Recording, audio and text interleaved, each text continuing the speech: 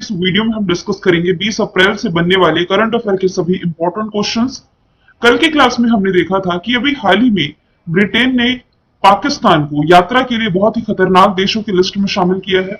News week के cover page पर छपने वाले दूसरे भारतीय प्रधानमंत्री बने नरेंद्र मोदी इंदिरा गांधी जी के बाद। और भारत ने मॉरिशस के साथ टैक्स चोरी से बचने के लिए संशोधन पर एक तरह के नए टैक्स संशोधन प्रोटोकॉल पर हस्ताक्षर किए हैं।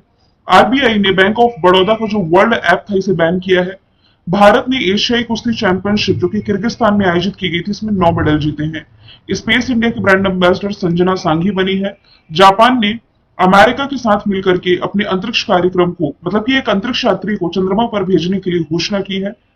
राष्ट्रीय महिला कैरम चैंपियनशिप 2024 की जीती है किसने? रश्मि कुमारी ने। किताब है जिसका नाम है नाइफ, लिखी गई है सलमान रश्दी के द्वारा।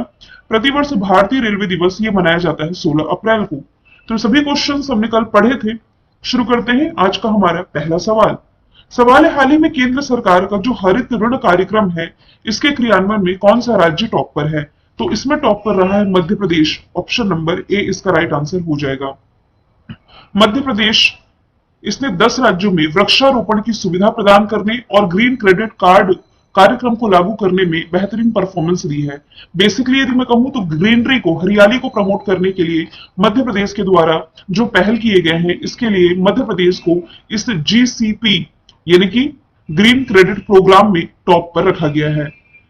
पिछले 2 महीनों में इस कार्यक्रम ने जीसीपी ने 10 राज्यों में फैले 4,980 हेक्टेयर के क्षेत्र में 500 भूमि पार्सल में हरियाली वाले वृक्षारोपण की पहल करी है। मैंने कहा ना, ग्रीनरी को प्रमोट करने के लिए मध्य प्रदेश ने जो काम किया है इसमें ये टॉप पर है। दूसरे स्थान पर तेलंगाना, फिर छत्तीसगढ़, गुजरात और 5वें स्थान पर रखा गया है असम को। बात की जाएगी मध्य प्रदेश की तो इसे टाइगर स्टेट कहते हैं क्योंकि भारत में सबसे ज्यादा टाइगरों की संख्या इसी मध्य प्रदेश में है। टाइगर सर्वे रिपोर्ट के अनुसार भारत में कुल 3682 टाइगर है जिसमें कि सबसे अधिक मध्य प्रदेश में है 785। राजधानी इसकी भोपाल है। मुख्यमंत्री मोहन यादव, राज्यपाल मंगू भाई छगन भाई पटेल। लोकसभा सीटें हैं 29, राज्यसभा सीटें हैं 11। देश में कुल 54 टाइगर रिजर्व हैं और 54 क्रम का टाइगर रिजर्व बना है मध्य प्रदेश का दुर्गावती, रानी दुर्गावती टाइगर रिजर्व। यहाँ के 2 शहर हैं। देखिए भारत के 2 शहर हैं, एक को साहित्य शहर के रूप में चुना गया है, एक को संगीत शहर के रूप में। तो जिसे संगीत शहर के रूप में चुना गया है यह है मध्य प्रदेश का ग्वालियर, और जिसे साहित्य शहर के रूप में चुना गया है वो है केरल का कोझिकोड। सांची की यदि बात की जाए तो ये देश की पहली सोलर सिटी बनी है, सम्राट अशोक की नगरी। नर्मदा लोक के प्रस्तावित अमरकंटक में जहां से नर्मदा नदी निकलती है, सिकल सेल एनीमिया उन्मूलन पहल की शुरुआत मध्य प्रदेश के शहडोल से की गई है। एनीमिया मुक्ति का लक्ष्य भारत का 2047 तक का कई बार आपको बता चुकी हूं, और 2024 में खजुराहो महोत्सव का 50वां संस्करण यहां आयोजित किया गया। अब बात की जा रही है किसी राज्य के टॉप में होने की, तो महाराष्ट्र से यदि आप रिलेट करेंगे तो फॉरेन डायरेक्ट इन्वेस्टमेंट एफडीआई का सबसे बड़ा प्राप्तकर्ता जो राज्य है ये महाराष्ट्र ही हो जाएगा। ऑनलाइन गेमिंग के मामले में जो राज्य टॉप पर रहा है ये हो जाएगा उत्तर प्रदेश। और तमिलनाडु ये एक्सपोर्ट रेडीनेस इंडेक्स या इसे ही आप कह सकते हैं निर्यात तैयारी सूचकांक के राज्यों की कैटेगरी में ये रहा है टॉप पर। दूसरा सवाल है 2024 के टाइम मैगजीन में दुनिया के 100 सबसे अधिक प्रभावशाली लोगों की लिस्ट जारी की, जिसमें कि जिस भारतीय अभिनेत्री को शामिल किया गया है इसमें इनका नाम हो जाएगा आलिया भट्ट। टाइम मैगजीन की the 100 most influential people of 2024 की लिस्ट जारी की गई। आलिया भट्ट एक्ट्रेस है, इसके अलावा देव पटेल, दुआ लिपा और पहलवान साक्षी मलिक, अजय बंगा जो कि वर्ल्ड बैंक के अध्यक्ष है, जिगर शाह, अस्मा खान, प्रियंवदा नटराजन जैसे शख्सियत का नाम शामिल किया गया है। आलिया भट्ट इन्हें अभी कोई तो अवार्ड मिला था। देखिए फिल्म फेयर अवार्ड में बेस्ट एक्ट्रेस का अवार्ड इन्होंने जीता। अभी लास्ट ईयर का आईफा अवार्ड रहा, इसमें भी इन्होंने बेस्ट एक्ट्रेस का अवार्ड जीता था। इसके अलावा दादा साहब फाल्के अवार्ड, ये लास्ट ईयर का मैं बता रही हूँ। इस साल का यदि दादा साहब फाल्के अवार्ड देखा जाए तो इसमें रानी मुखर्जी ने सर्वश्रेष्ठ अभिनेत्री का अवार्ड जीता है जो कि मैंने मेंशन किया है ऑप्शन नंबर 4 में। जबकि 4 बार नेशनल फिल्म अवार्ड जीतने वाली अभिनेत्री है कंगना रनौत। अच्छा, नेशनल फिल्म अवार्ड ना ये आलिया भट्ट को भी मिला है लास्ट ईयर कृति सेनन के साथ में संयुक्त रूप से। दीपिका पादुकोण की यदि मैं बात करूं तो टाइम मैगजीन के फ्रंट कवर पर जगह पाने वाली ये पहली अभिनेत्री बनी थी, लास्ट ईयर की न्यूज है। तीसरा सवाल है, United Nations population fund UNFPA ने रिपोर्ट रिलीज की है जिसमें बताया गया अगले कितने वर्षों में भारत की जनसंख्या 2 गुनी हो जाएगी।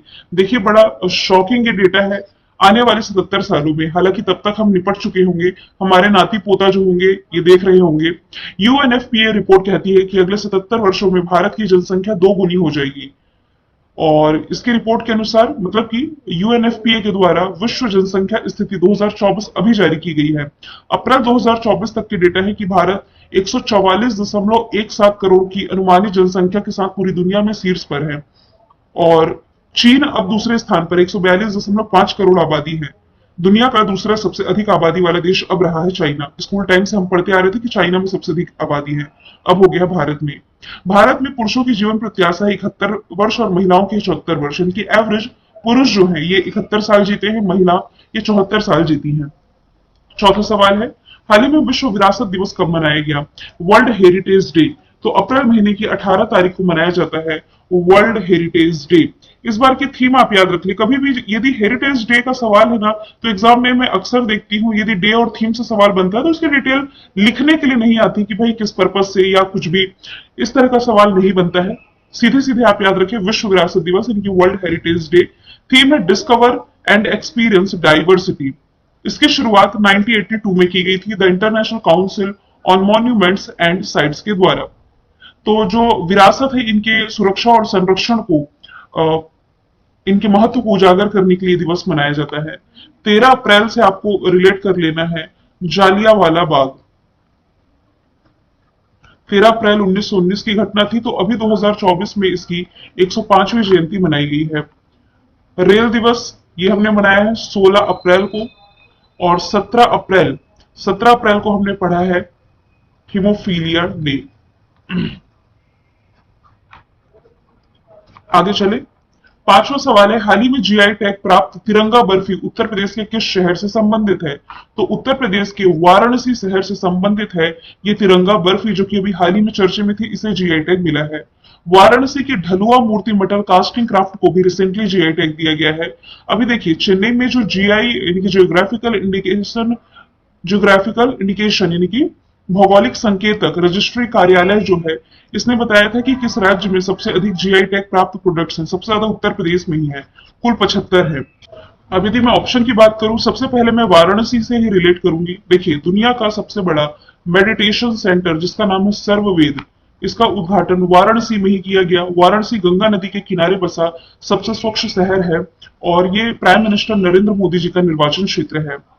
अभी मैंने कल परसों की ही क्लास में आप लोगों को बताया था कि एक स्काई वॉक ग्लास ब्रिज जिसका उद्घाटन अभी हाल ही में किया गया है चित्रकूट के पास में ही।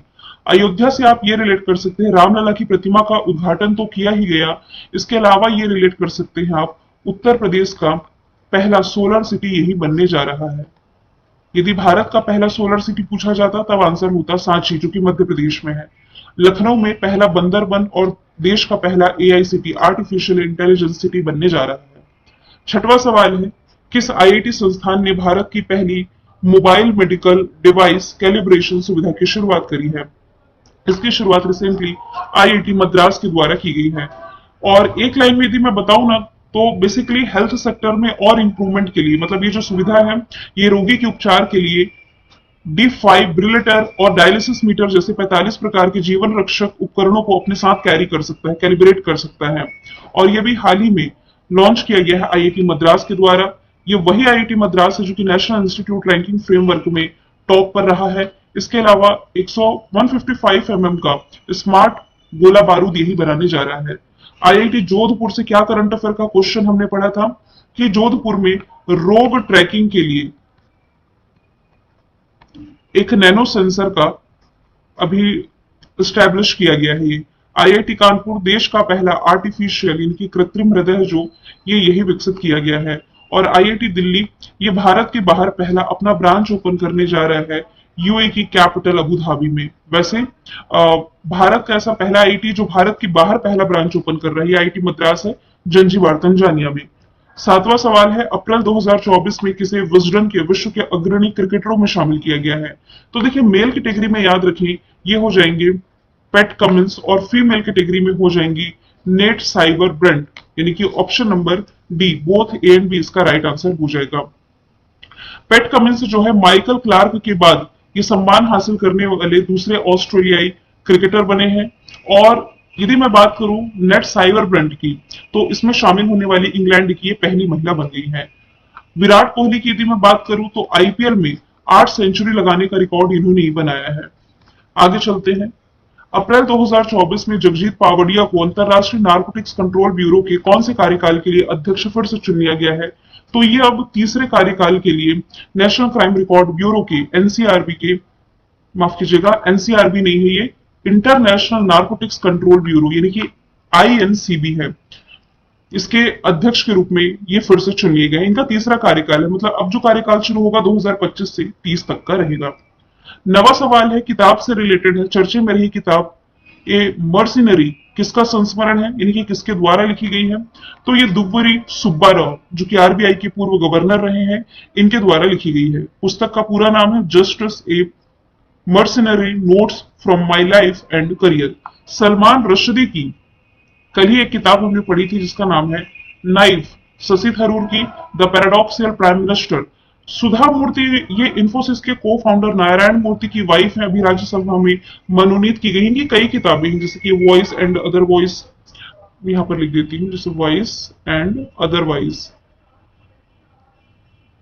और इसके अलावा है the Gopi diaries, how I thought, और कुछ टाइटल्स हैं इनके जैसे कि grand mass bag of stories, ऐसी कुछ किताबें सुधा मूर्ति के द्वारा लिखी गई है। ये क्वेश्चन मैंने वन लाइनर में रखा है। हाल ही में किस संस्थान ने श्री रामलला का सूर्य तिलक किया है?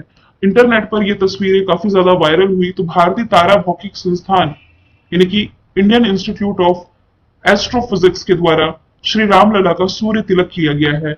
ये न्यूज है आपकी 17 अप्रैल की, जब रामनवमी सेलिब्रेट किया गया था। ये देखिए यहाँ पर मेंशन भी किया गया, चैत्र मास की रामनवमी पर दोपहर में 12 बजे श्री रामलला के माथे पर सूर्य तिलक किया गया। 4 मिनट तक अयोध्या श्री रामलला के मस्तक पर सूर्य की रोशनी पड़ रही थी। इस डिवाइस का निर्माण ऑप्टिक्स बैंगलोर के द्वारा किया गया है।